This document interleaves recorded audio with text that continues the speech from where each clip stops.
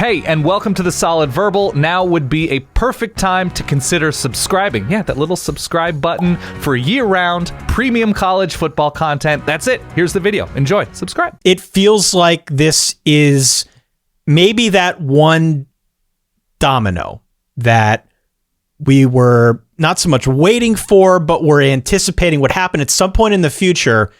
That would be the tipping point. It wasn't Texas and Oklahoma. We could sort of work around that. Right. But this one's different. This one feels different to me. Does it feel different to you? It feels like Texas, Oklahoma, to be honest. It just feels like the second domino. It feels like now it's only a matter of time before we see a Florida State and Miami exploring SEC membership, right? That like we are going to be getting more of these. And the Pac-12 at this juncture kind of feels like a supermarket pre-hurricane, that people are rushing to get the bread and milk and supplies and everything like that. And so that's sort of the Big 12, that's sort of the Big 10, that's whatever the SEC is going to do, and looking perhaps eastward. Yes. So I suppose let's start with the actual tentacle. Well, let's bathe in the tentacle jacuzzi here. So USC and UCLA leaving has to be looked at as a direct result of the Pac-12 falling far behind in TV revenue. And so USC and UCLA as huge institutions, huge national brands, doesn't want to be left behind and wants to leverage its own, power and reputation to go to a major place and ensure that it's in a major place. And obviously the Big Ten, because of its Rose Bowl tie-in, because of whatever, felt like perhaps the better cultural fit than the expanding SEC, because that's kind of how we have to look at it now, right? Does that make...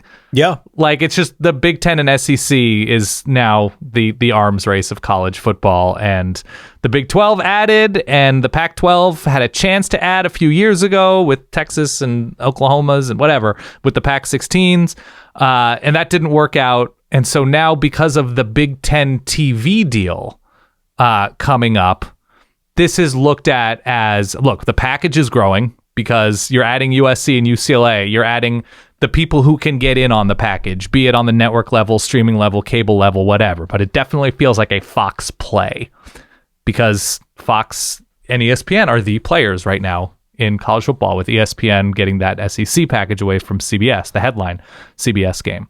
So it feels like this is Fox almost brokering things with their relationship with the Pac-12, the relationship with the Big Ten. And so the Big Ten is reportedly not done. So whether that means they're looking to remaining Big 12 teams, ACC teams that might make sense them from a academic and cultural and athletic fit standpoint, or if it's looking at Oregon and Washington or Stanford and Cal or whoever, that there are going to be a number of, obviously Stanford and Cal bring the academics and they're part of the, I already forgot the acronym. What's the academic, like, member school? Big Ten. The Big Ten is AA. What am I'm totally blanking on the acronym. It doesn't matter. It doesn't matter. Doesn't matter at this point, but I will get you there. That the Big Ten is looking to compete with the SEC, as the SEC sort of gravitates into the Disney direction and the Big Ten gravitates in the network TV direction. And apparently the Big Ten member schools voted, and it was like a runaway vote to accept USC and UCLA as part of things. And now another reverberation is I saw Kansas is now thinking about football independence and joining the Big East for basketball. Wow. So there's that, I guess. But this is all... The ACC is locked into a pretty bad rights deal right now with ESPN. We'll see what happens. Hopefully somebody, this is annoying me. Somebody needs AAU schools. Thank you.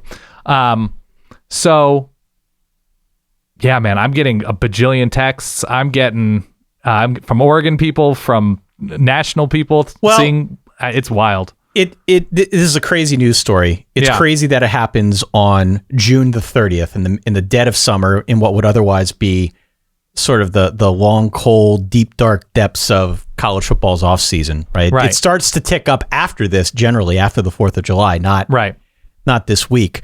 But there are a couple different ways to look at it. Not the least of which is for you, the Oregon/Washington angle, which I do want to unpack and get into. Yeah. But let's keep it with USC and UCLA for a moment, if we could. There's a tweet here that was posted. Thank you to Jigga Joe for posting this from John Wilner. Please. In our Inner Verballer Discord, which you can find at verballers.com. Of course, you're listening to this, so you're well aware of this already.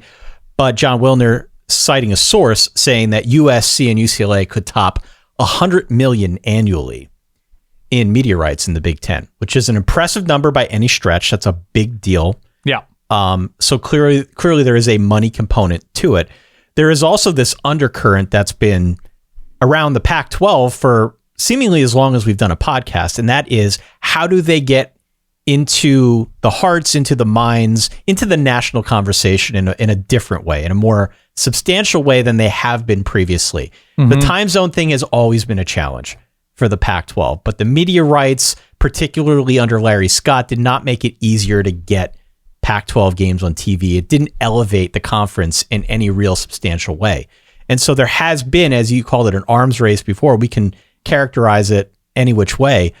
There has been this constant desire to try and make this conference more prominent.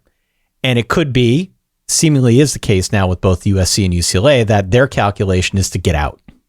Sure. Is to get out and to join up with a conference that does not seem like it's in any dire straits. The Big Ten is now negotiating media rights. Who knows to what end that all factored in here with this decision.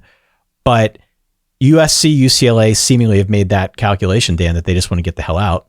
The calculation is they don't see a path forward. They don't see the Pac-12 as a viable growth opportunity financially or competitively, even though USC and UCLA have not done all that much competitively the last 12 or 15 years.